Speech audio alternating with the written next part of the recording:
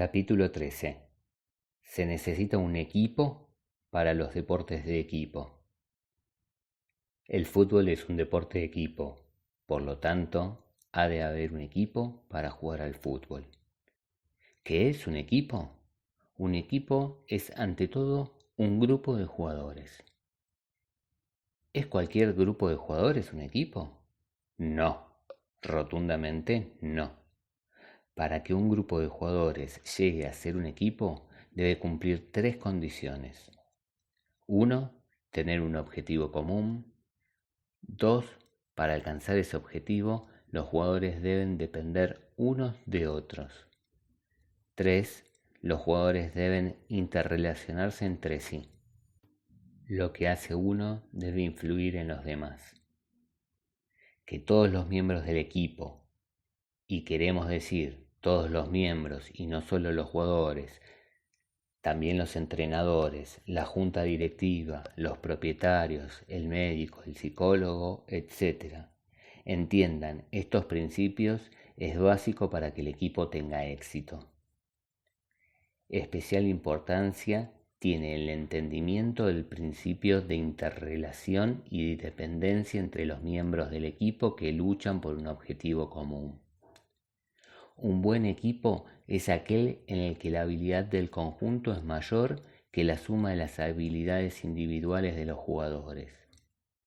En otras palabras, la totalidad es mayor que la suma de las partes. En términos prácticos, esto quiere decir que si a cada jugador del equipo le damos una nota que califique su mejor rendimiento y luego sumamos todas las notas juntas, digamos que damos una nota de 1 a 10 cada jugador, de tal modo que la puntuación total máxima sume 110 puntos. Obtendremos una calificación de la habilidad del equipo de entre 11 y 110. No se puede negar que en un buen equipo la nota de la habilidad del equipo será mayor que la suma de las notas individuales de los jugadores. Y en un mal equipo, la nota del conjunto será inferior a la suma de las individualidades. En el mundo del fútbol profesional, convertir un grupo de jugadores en equipo es la función principal del entrenador. Pero también es importante la contribución del jugador individual en la construcción del equipo. La palabra construir no es la más apropiada porque implica un proceso, con un principio y un final. Y ese no es el camino con un equipo. Cuando hablamos de equipo, el proceso es continuo. Es verdad que en la pretemporada, en los campos de prácticas y entrenamientos, el énfasis es formar un equipo será mayor, pero ese proceso debe ser continuo. Es mucho más fácil destruir un equipo que construir uno. Un equipo puede destruirse en cualquier momento a lo largo de la temporada, ya sea por culpa de los jugadores, de la directiva o de los técnicos. ¿Cómo puede ser que un excelente grupo de jugadores no lleguen a formar un buen equipo? Pues es un hecho. Hay montones de ejemplos de equipos que invirtieron enormes cantidades de dinero en contratar buenos jugadores y no consiguieron formar un buen equipo.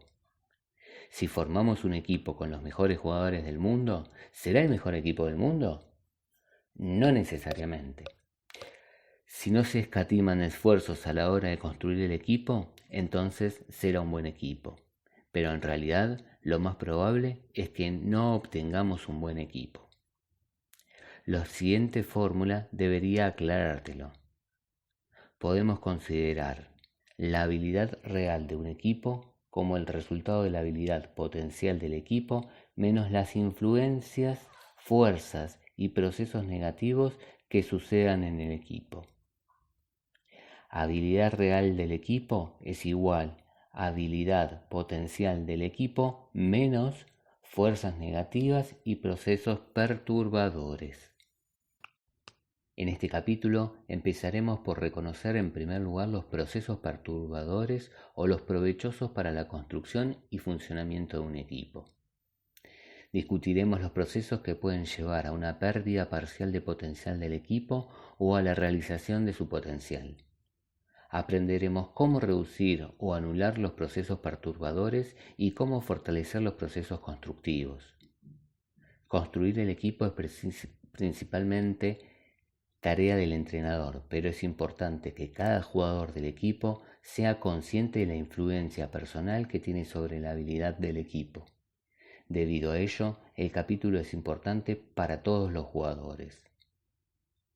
El comportamiento de los jugadores de un equipo varía en algunos aspectos del comportamiento de un jugador individual. Un buen ejemplo de esto lo proporcionó un experimento de hace 50 años. En él se le hizo una prueba a un grupo de personas con un instrumento llamado medidor de potencia, un instrumento que con la ayuda de un muelle y un medidor mide la fuerza que un hombre puede hacer al tirar. Y se registraron los resultados. En la segunda etapa del experimento, a 2 de los participantes se les pidió que midiesen su fuerza juntos.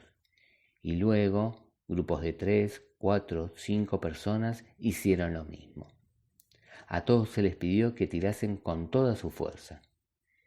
En todos los casos se descubrió que cuando los participantes no estaban solos, hacían menos fuerza que la suma de las fuerzas cuando tiraban individualmente. Posteriormente, otros experimentos obtuvieron resultados idénticos, incluso en situaciones en las que los participantes no veían entre sí, pero se les decía que había otro tirando al mismo tiempo que ellos. El mero conocimiento de que había más gente tirando al mismo tiempo producía que disminuyesen la energía y el esfuerzo invertido por cada participante individual, incluso cuando no veía a los otros. Este ejemplo es una buena ilustración de lo que puede ocurrir en el deporte. La habilidad combinada de los jugadores de un equipo puede ser menor que la suma de sus habilidades individuales. ¿Por qué ocurre? Como ya hemos dicho, el comportamiento humano en grupo es distinto de nuestro comportamiento cuando estamos solos. Es verdad en muchos ámbitos de la vida y es especialmente válido en deportes en los que el equipo tiene una gran importancia. Peldaño 10. Desempeña tus papeles individuales y de equipo en cada partido y durante el partido.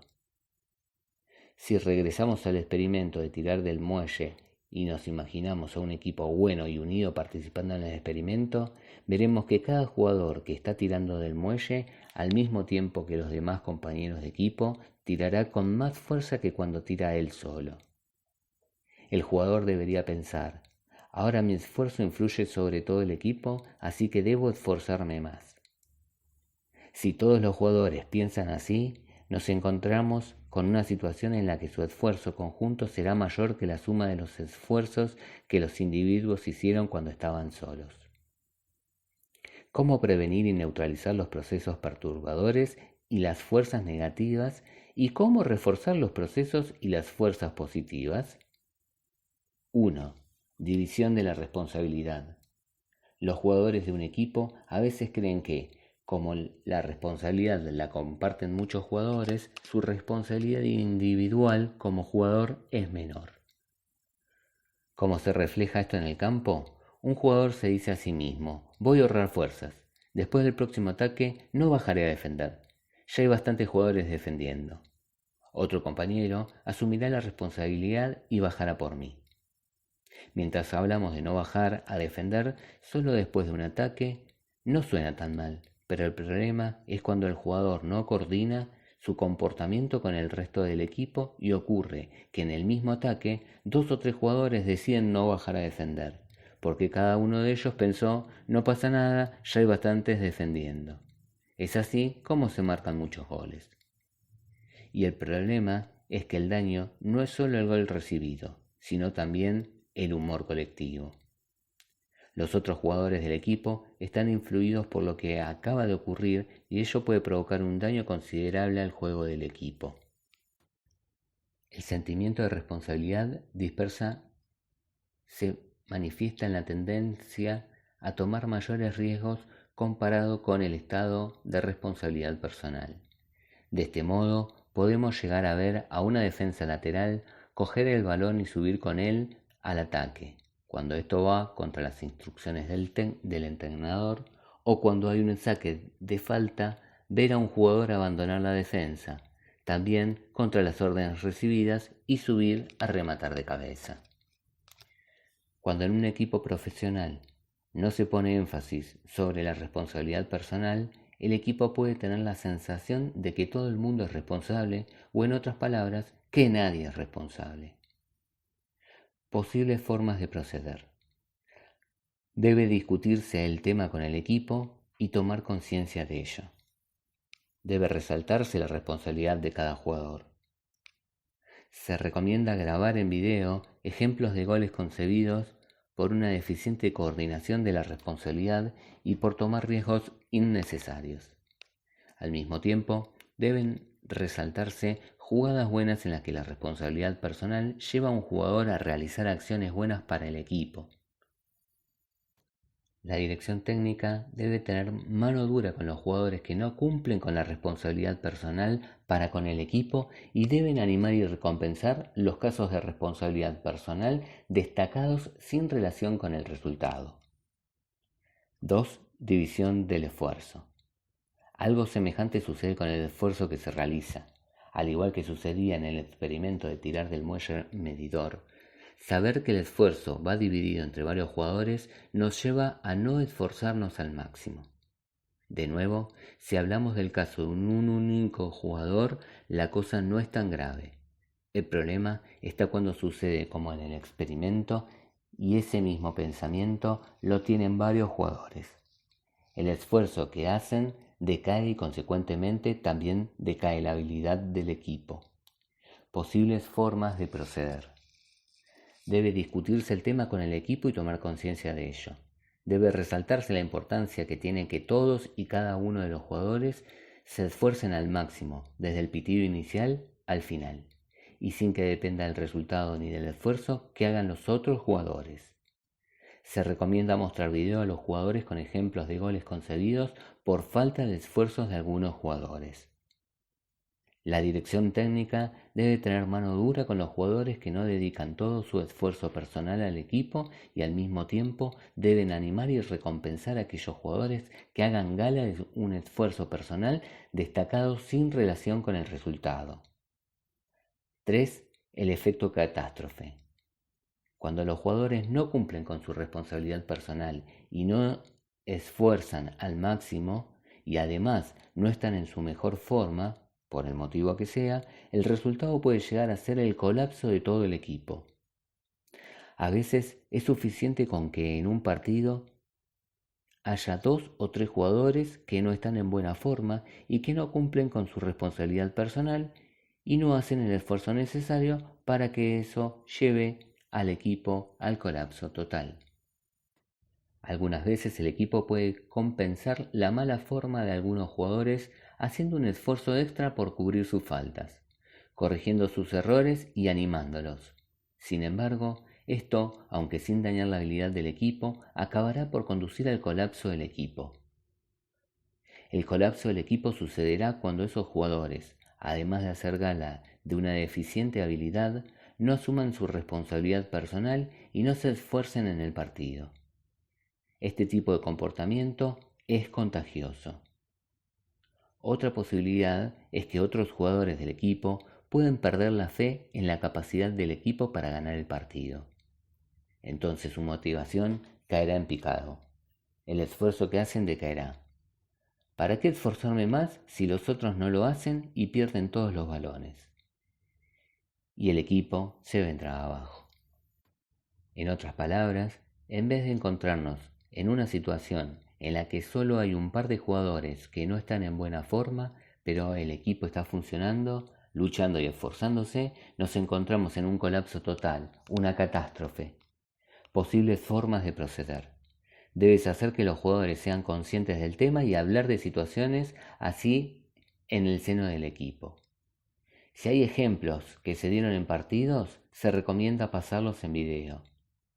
Debes enfatizar a los jugadores la importancia de la responsabilidad personal y de esforzarse al máximo durante todo el partido, sin ningún tipo de relación con su habilidad en este partido en concreto. Al contrario, si su habilidad decae, debes pedirles que hagan gala de más responsabilidad y especialmente que se esfuercen más en el juego del equipo y animen a los jugadores. Debes dejarles claro que los jugadores, como profesionales que son, deben en primer lugar asumir su responsabilidad personal y poner todo su esfuerzo sin importar lo que hagan los demás jugadores. Es verdad que es duro, frustrante y a veces inútil. Sin embargo, si la mayoría de los jugadores del equipo actúan de esta manera, no solo no se colapsará el equipo, sino que podrá ganar partidos, incluso aunque algunos jugadores no estén en buena forma. 4. El efecto comodidad. Los jugadores y los equipos pueden caer en su estado que se determina el efecto comodidad. Tu equipo gana 2-0 en el minuto 60, la victoria ya se ve en el horizonte y todo el equipo se siente bien y salvo con el resultado. La impresión general es que el rival no va a ser capaz de marcar. A partir de ese momento, el nivel de esfuerzo disminuye, la intensidad y la determinación bajan y los jugadores entran en un estado de efecto comodidad, que normalmente lleva con rapidez al efecto catástrofe. De pronto, el rival marca un gol y el equipo pasa de un estado de comodidad a un estado de estrés. En un momento así, el equipo debería poner una marcha atrás, y esto no siempre es posible. El resultado de una situación así es que una victoria segura se convierte en un empate o en una derrota. Posibles formas de proceder. Debes hacer que los jugadores sean conscientes del tema y hablar de situaciones así en las charlas del equipo. Todo jugador debe ser consciente de la tendencia a disminuir el esfuerzo cuando la victoria parece segura y luchar contra ello. Cada uno ha de aumentar el nivel de esfuerzo y animar a los demás compañeros a que hagan lo mismo. El equipo técnico debe animar a los jugadores a no permitir que el equipo se venga abajo y caiga en un estado de efecto comodidad. 5. Falta de igualdad en el equipo. Un equipo de fútbol nunca será un equipo en el que todos los jugadores sean iguales. En todos los equipos el valor de cada jugador es distinto y el seguimiento de la prensa también. Los jugadores no reciben todos la misma recompensa. Los seguidores no tratan a todos los jugadores de la misma manera y a veces incluso el equipo técnico y la directiva no miran a todos los futbolistas igual. Un jugador que desde hace tiempo cree que es víctima de una injusticia, real o imaginaria, no podrá esforzarse al máximo en un partido. Como consecuencia, perderá concentración y también autoconfianza. Y pensamientos del tipo, ¿para qué voy a esforzarme más si nadie aprecia lo que hago? Acudirán a su mente y lo perturbarán. Este jugador no rendirá el máximo de su potencial individual. Posibles formas de proceder. El equipo técnico y la directiva deben mantener una relación con todos los jugadores del equipo en la que traten a todos por igual. Esto debe incluir los derechos y deberes, el mal comportamiento, los retrasos, con multas y castigos, y especialmente todo lo relacionado con lo que sea crítica o elogio. La crítica debe hacerse solo dentro del equipo. Los sueldos de los jugadores deben ser confidenciales. Las primas deben ser iguales para todos. No se puede dar un premio especial a un jugador por marcar un gol o al portero por destacar en un partido en concreto. Los extras deben ser iguales para todos. El seguimiento de los medios de comunicación influye mucho en los jugadores. La prensa, como así en su propia naturaleza, resalta al autor del gol e ignora la contribución que hicieron los jugadores. De igual manera, la prensa se centra en un error del portero mientras pasa por alto todos los errores cometidos por los delanteros que fueron incapaces de marcar. Para reducir el daño que produce la prensa, el equipo debe tener una política de prensa clara e inequívoca y exigir que los jugadores respeten esas normas. No somos partidarios de las restricciones a las entrevistas al equipo, pero el caso contrario, de total libertad de expresión, cuando los jugadores pueden decir a la prensa lo que quieren y cuando quieren, tampoco es aceptable. Como regla, se puede tener el concederle a todos los jugadores el derecho a expresarse después de los partidos con una condición: que el jugador solo Hablará de sí mismo, elogiará claramente la contribución de todo el equipo y nunca criticará a los jugadores ni al cuerpo técnico. Entrevistas más extensas con la prensa pueden hacerse con permiso de la directiva y de la dirección técnica. El equipo debe preocuparse de fomentar que se entreviste a jugadores que no son estrellas, regulando así la cobertura que se les da a las estrellas. Como norma general, los jugadores que acudan a las conferencias de prensa deberían ser aquellos que, a ojos del equipo técnico, aportan más al equipo en el partido y no el jugador que no hizo nada en todo el partido, pero tuvo la suerte de marcar un gol en el último minuto. Cuando salgan en los medios de comunicación, tanto la directiva como el cuerpo técnico deben atenerse a las mismas normas. En otras palabras, deben criticarse única y exclusivamente a sí mismos y hablar de los demás y del equipo solo en términos positivos. 6. Oscurecer la importancia del jugador individual. Hay que evitar llegar a un estado en el que el énfasis en el equipo llegue a oscurecer la importancia y la contribución del jugador individual. Cuando los jugadores empiecen a tener la sensación de que se valora ni se manifiesta públicamente su contribución única al equipo, ello llevará a que disminuya su motivación. Esto quiere decir que no basta con enfatizar que todos los jugadores son iguales, sino que también hay que encontrar una manera de fortalecer lo especial que es cada jugador y la importancia de su apoyo para el éxito del equipo. Posibles formas de proceder. Debes premiar el esfuerzo de los jugadores con retroalimentación positiva. Esa retroalimentación ha de ser personal y pública. El equipo técnico debe tener un programa de encuentros con los jugadores para toda la temporada y no solo para cuando hay problemas o hay que criticar algo. El contenido de los encuentros debe ser secreto. El equipo técnico debe encontrar una manera de resaltar la contribución hecha por un jugador incluso cuando sea difícil destacarlo. Por ejemplo, en el caso de un jugador mediocre, pero que cumple con su deber con lealtad, siempre es posible destacarlo como ejemplo de jugador que sigue las instrucciones del entrenador y es disciplinado tácticamente, o como un jugador importante por su fortaleza mental, porque anima al equipo. No hay por qué inventar nada, pero en casos así hay que ser creativos y darles a los jugadores la retroalimentación positiva que merecen. Debes insistir en que los jugadores se animen unos a otros y que reaccione siempre de manera positiva a cualquier jugada hecha por un jugador del equipo, incluso si es un fallo o un error. Que un jugador esté muy enfadado con un compañero o que esté seguro de que lo que hicieron está mal no es importante. Lo único que debes hacer una vez que haya sucedido es animarlo, resaltar la importancia de lo que han intentado y seguir adelante. Hablaremos de ese tema con más detalle más adelante, pero lo que queremos decir es esto. Supongamos una situación de partido en la que un compañero te da un pase impreciso, o el pase va para otro, o espera demasiado tiempo y pierde el balón. Tu reacción como jugador debe ser positiva. En vez de abalanzarte sobre él maldiciéndolo, gritándole o haciéndole gestos, si estás cerca del jugador, puedes decirle algo así como: buena idea, la próxima vez saldrá. Y si te encuentras lejos de él, hazle una señal de apoyo y a modo de reconocimiento por el intento. Puedes dedicarle un pequeño aplauso, levantar una mano o un dedo e incluso sonreírle.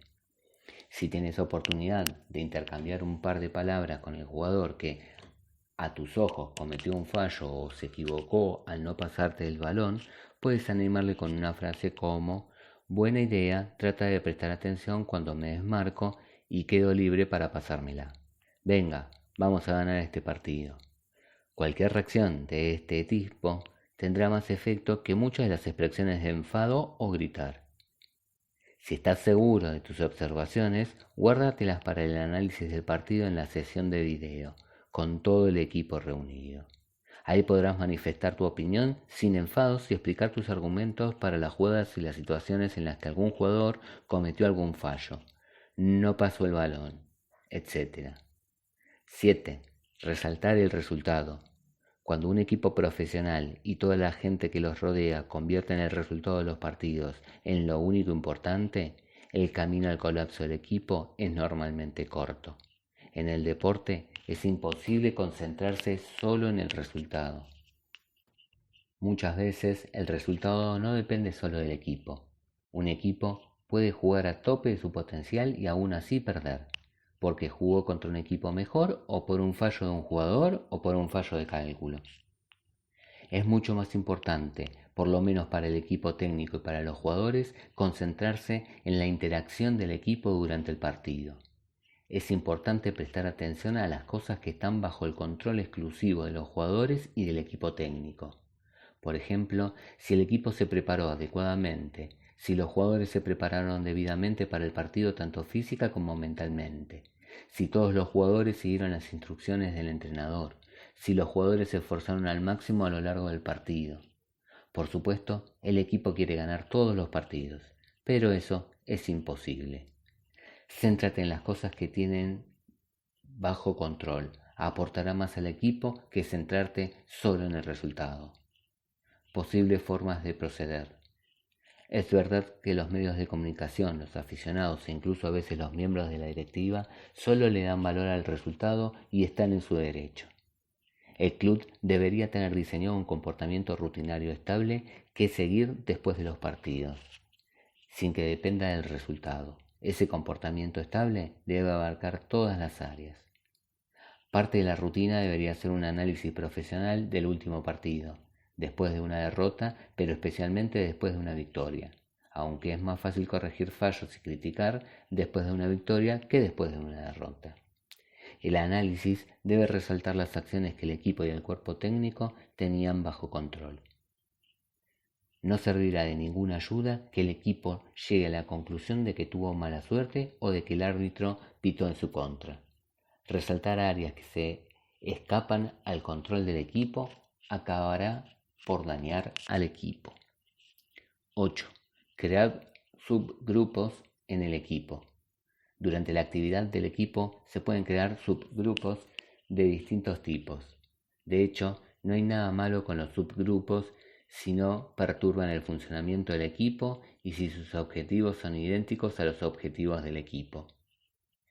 El problema surge cuando aparecen subgrupos para resolver problemas que solo son comunes a los miembros del subgrupo. Cuando estos problemas se manifiestan en los entrenamientos o en un partido, la capacidad del grupo queda dañada sensiblemente. Los siguientes son ejemplos de subgrupos que pueden existir a un equipo: jugadores extranjeros, jugadores jóvenes, jugadores suplentes, amigos personales, grupos de jugadores con funciones afines, como defensas. ¿Cómo se manifiesta esto en los entrenamientos y en los partidos? Cuando un subgrupo actúa como un equipo independiente, los jugadores de ese grupo preferirían sus propios objetivos. En otras palabras, pondrán delante de sus propios intereses a los objetivos del equipo. En situaciones así, preferirán pasar el balón a alguien de su subgrupo y solo si esto no es posible, se la pasarán entonces a otro jugador. El interés está supuesto en mejorar el estatus que uno tiene dentro del subgrupo. De la misma manera, cuando un jugador cometa un fallo o cuando necesita ayuda o que le hagan un relevo, los miembros del subgrupo lo harán para sus amigos del subgrupo, pero serán reluctantes y ayudar al resto de los jugadores. Ejemplos sacados del terreno de juego. En un equipo había un subgrupo de jugadores extranjeros. Durante la primera mitad de la temporada el subgrupo no se manifestó en absoluto, ni en entrenamientos ni en partidos. Sin embargo, al acercarse el final de la primera vuelta, empezaron a oírse rumores acerca de la posibilidad de cambiar a uno de los extranjeros. Entonces el resto de los jugadores extranjeros empezaron a pasarle a él casi todos los balones para así fortalecer su posición en el equipo. Y como esa no era siempre la mejor opción de pase, dio origen a una seria acritud del resto de los jugadores y el funcionamiento del equipo salió perjudicado. En otro equipo había un subgrupo de amigos personales. Cuando uno de ellos sufrió una pérdida de habilidad y el entrenamiento dejó caer que lo iba a sacar del equipo titular, sus amigos del subgrupo intentaron darle a él la mayoría de los pases y cuando cometía un fallo se esforzaban por corregirlo. En las entrevistas con los medios de comunicación, sus amigos trataban de sacar siempre lo importante que era aquel jugador y hacían lo mismo con el equipo profesional. Muy pronto, el funcionamiento del equipo se vio perjudicado. Los jugadores jóvenes de un equipo tenían la sensación de que los trataban injustamente y no recibían suficientes oportunidades. Cada vez que 2 o más jugadores jóvenes coincidían en el equipo, trataban de ayudarse, incluso si ello iba a perjudicar al equipo. La formación de subgrupos dentro de un equipo es algo natural, pero queda prohibido llegar a una situación en la que los miembros del subgrupo prefieran sus propios objetivos a los del equipo, o a una situación en la que el funcionamiento del subgrupo dentro del equipo dañe el juego del equipo. Posibles formas de proceder. Los jugadores deben ser conscientes del tema y también del daño al equipo. Los profesionales deben estar atentos al tema y reconocer la formación de subgrupos lo antes posible. Hay que actuar de forma directa y dispersar a los subgrupos en los entrenamientos. Es decir, cuando se entrene con grupos reducidos hay que prestar atención a disolver los subgrupos. Es muy importante que ni los extranjeros ni los suplentes actúen en un mismo grupo. Tanto el hecho como las palabras deben tratar a todos los jugadores como individuos y no por su pertenencia a algún subgrupo. Debes llamar a los jugadores por su nombre y no por un nombre más genérico como los extranjeros o los jóvenes. Y cuando quieras elogiar a los jugadores, también debes hacerlo mencionando sus nombres y no diciendo algo como a ver si aprendéis de los extranjeros. Tienes que fortalecer la identidad personal y la importancia para el equipo de todos y cada uno de los jugadores. Si todas esas medidas no surgen efecto y la situación es que el subgrupo daña al equipo, has de actuar con decisión y si fuese necesario expulsar a esos jugadores del equipo. 9. El banquillo. En el deporte equipo profesional, con mucha frecuencia, el resultado final de un partido y de toda la temporada lo determinan los jugadores suplentes. A lo largo de la temporada, en todos los equipos hay jugadores que tienen que ser sustituidos, dándoles así a los suplentes la oportunidad de demostrarse su valía en el equipo titular. Todo el mundo está de acuerdo en esto, pero luego, en la realidad, lo que ocurre es que los entrenadores y sobre todo la directiva del equipo no le conceden al tema la importancia necesaria. Los jugadores del banquillo pueden ser el éxito del equipo, pero también pueden ser la destrucción del mismo. Cuando los suplentes se convierten en un subgrupo consolidado, sus prioridades pueden llegar a ser contrarias a los objetivos del equipo. Hay suficientes ejemplos de casos en los que los jugadores suplentes se convirtieron en oposición al entrenador y conspiraron para destituirlo, incluso aunque hubiese tenido oportunidades de jugar y no hubiesen aportado nada y hubiesen sido negativos para el equipo. Cuando los suplentes están amargados y faltos de motivación, hay tensión en el equipo. Esta tensión daña la motivación del resto de los jugadores, hace que los entrenamientos no sean eficaces y acaba por debilitar al equipo. Hacer un trabajo correcto con los jugadores del banquillo es esencial para el éxito del equipo. Por el contrario, no hacer una inversión suficiente en estos jugadores es un camino directo al fracaso. Tienes que distinguir entre los jugadores que se sientan en el banquillo. En este grupo siempre hay un par de jugadores que solo van a entrar con el equipo para completarlo. Normalmente son jugadores jóvenes o nuevos.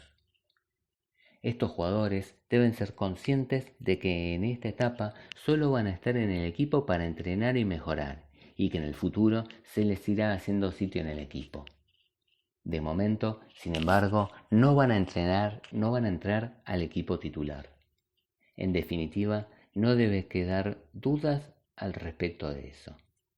El resto del banquillo está formado por jugadores que pueden sustituir a los titulares, pero que por cuestiones profesionales no salen de titulares. A estos jugadores debes tratarlos igual que a los titulares. posibles formas de proceder. Hay que hablar de cuál es el estatus de los jugadores del banquillo, y a los jugadores debe quedarles muy claro el tema. Un titular hoy puede estar mañana en el banquillo. Los técnicos deben asegurarse de que los jugadores suplentes entiendan que están en el banquillo por razones profesionales única y exclusivamente. Un suplente debe entender que su vuelta al equipo titular depende de su esfuerzo en los entrenamientos, de su capacidad para demostrar su habilidad cuando sustituya a otro jugador y también de que la habilidad del jugador al que sustituye demuestre de flaquear, lesión, expulsión, enfermedad, pérdida de forma. En otras palabras, que no depende solo de él. El equipo profesional debe practicar en los entrenamientos con alineaciones distintas, integrando a jugadores suplentes en el primer equipo. El equipo profesional debe tratar al jugador suplente de forma individual y no como grupo. Cada uno de los suplentes debe saber por qué está en el banquillo y qué debe hacer para volver al equipo titular. En los entrenamientos debes tratar a los suplentes exactamente igual que a los titulares, en los que se refiere a disciplina, instrucciones técnicas, ceñirse al programa de entrenamiento. El cuerpo técnico debe tener sensibilidad y evitar situaciones en las que los suplentes pueden llegar a convertirse en un equipo unido y dentro del equipo. Para futbolistas que, por la razón que sea, se encuentran en el banquillo, como ya hemos dicho, salir del equipo titular es fácil, pero volver a él es mucho más difícil. Culpar a todo el mundo de que no sepan apreciar tu habilidad y convertirte en oposición al cuerpo técnico no te va a ayudar a volver al equipo titular. Tienes que entender que debes hacer todo lo que está en tus manos para volver al equipo titular. Y esto quiere decir entrenar lo mejor que puedas y demostrar tu valía cuando te den una oportunidad de volver a jugar. Además, debes ser consciente de que no todo depende de ti. Si el jugador que te está en tu lugar demuestra más destreza que tú, da igual que entrenes muy bien, no vas a entrar en el equipo titular. Has de tener paciencia, trabajar duro y esperar.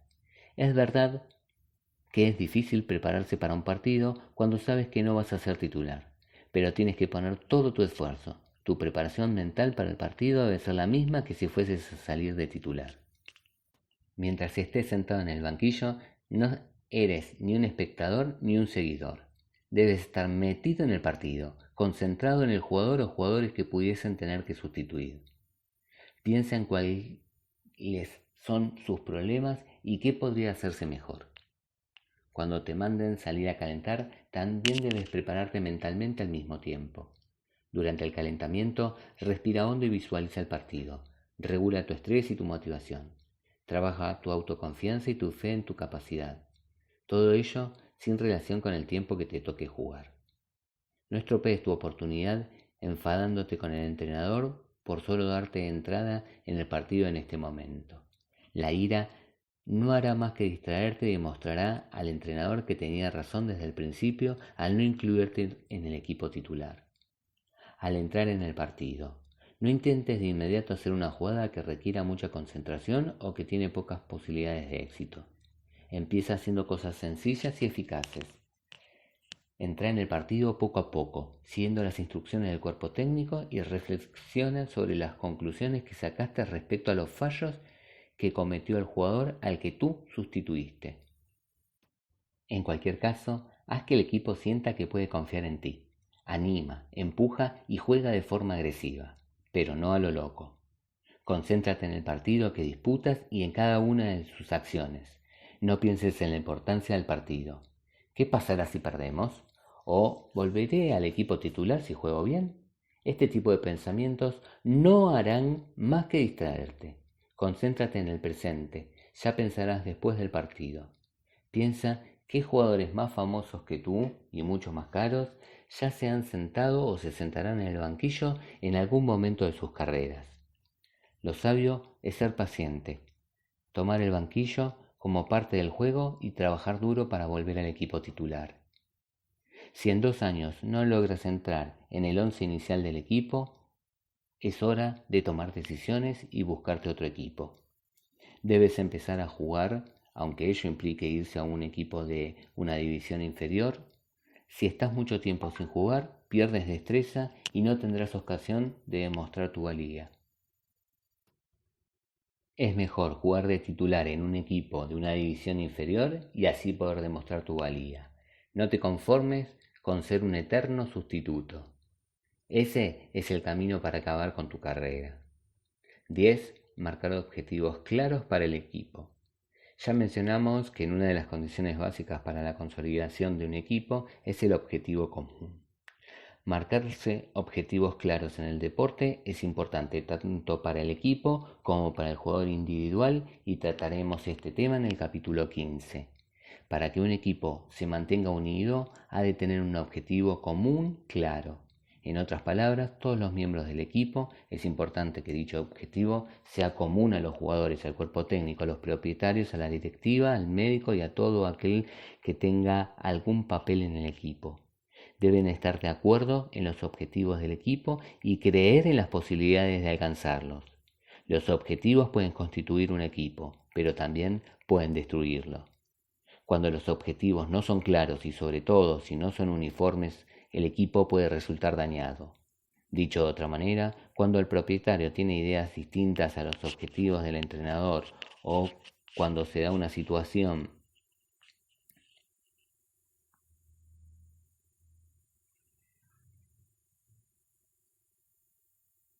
en la que el entrenador y los jugadores no comparten objetivos, entonces el equipo saldrá perjudicado. También saldrá perjudicado el equipo si los jugadores no creen que se pueda conseguir los objetivos marcados. Posibles formas de proceder. El equipo técnico debe plantearse objetivos realistas al principio de la temporada. Deben asegurarse de que los objetivos son aceptados por la directiva, los dueños, etc. En el mundo del fútbol ha habido casos en el que los equipos anunciaron los objetivos del equipo junto con la directiva, pero la directiva esperaba lograr mucho más y sin que nadie se sorprendiese, después de unas cuantas derrotas, el equipo entró en crisis, el entrenador fue destituido. Los jugadores deben participar en definir los objetivos. En cualquier caso, una vez definidos los objetivos, debes trabajar en común con las creencias de todos de que es posible alcanzar los objetivos. Los objetivos no son sagrados y a veces es necesario actualizarlos y reformularlos desde el principio, de nuevo con la aprobación de todos. Es obvio que si el equipo va muchos puntos detrás del líder de la clasificación, no tiene sentido seguir diciendo que el objetivo es ganar el campeonato. Empecinarse en unos objetivos en los que los jugadores no creen no es solo un presagio del fracaso de los jugadores, sino que también pueden llevar al fracaso a todo el equipo. Esto no quiere decir que aconsejemos rendirte. Si el objetivo realista marcado para el equipo fue ganar el campeonato y por las razones que sea el equipo se encuentra ahora muy lejos de las posibilidades de cumplir ese objetivo, aunque teóricamente aún pueda ser posible, lo que hay que hacer es reformular el objetivo desde el principio. Por ejemplo, conseguir la mayor cantidad posible de puntos de los partidos que quedan para asegurarnos el subcampeonato de liga y lo que venga. Todo jugador en cada partido ha de tener un objetivo personal. Ese objetivo se lo puede marcar el entrenador o puede marcárselo él mismo. La actuación personal es muy importante para el jugador, más allá del juego del equipo. Su objetivo general debería ser dificultar lo máximo posible el juego del rival al que se enfrenta tanto en defensa como en ataque. Tratamos los objetivos individuales más adelante en el libro y cumplir las órdenes del entrenador. 11. Cohesión del equipo. Uno de los temas sobre los que no hay acuerdo es qué importancia tiene la cohesión del equipo para el éxito de ese equipo. Ha habido casos de equipos en los que los jugadores estaban muy unidos y eran amigos y el equipo tuvo éxito. Y ha habido casos totalmente opuestos, en los que la relación entre los jugadores era excelente, pero el equipo no funcionó. En el mundo del fútbol profesional hay muchos equipos en los que los jugadores no se pueden ver entre sí y el equipo igualmente triunfa. Como norma, debes distinguir entre relaciones sociales, cohesión social y unidad de objetivos, cohesión grupal. Este último para alcanzar objetivos comunes. Por lo visto, en fútbol la unidad de objetivos es más importante. No se trata de que todos los jugadores tengan que ser amigos y que tengan que salir juntos después de los entrenamientos, pero un cierto grado de relaciones sociales es fundamental para el éxito. Posibles formas de proceder. Debes poner el tema en conocimiento de todos, hablar de ello y diferenciar entre amistad y unidad para alcanzar unos objetivos. Debes fomentar las actividades que fortalezcan las relaciones sociales, un pasatiempo común, cenas, etc. En las sesiones de entrenamientos debes dar a los jugadores tareas para que aprendan cosas unos de otros. Podría ser que los jugadores pasasen media hora al día hablando con el jugador que menos conozcan de la plantilla, sobre fútbol u otros temas personales. El cuadro técnico debe estar constantemente alerta para identificar procesos que puedan dañar la unidad social y la unidad de objetivos.